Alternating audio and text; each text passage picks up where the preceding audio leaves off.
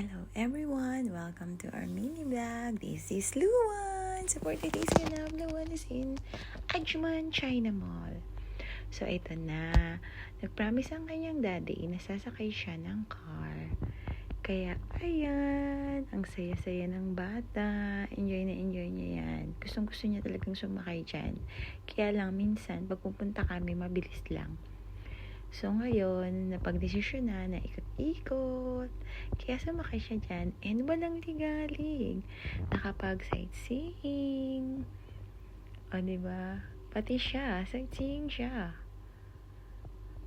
Ayan, ikot-ikot, drive, and after that, eating time. So, ito na, para mag-enjoy ang bata, kakain siya ng favorite niya, Jolly Spaghetti. So, ayan, wala yung pake, kakain lang siya. O, diba? Basta talaga spaghetti, nako. And after that, home time, Borlogs. Thank you.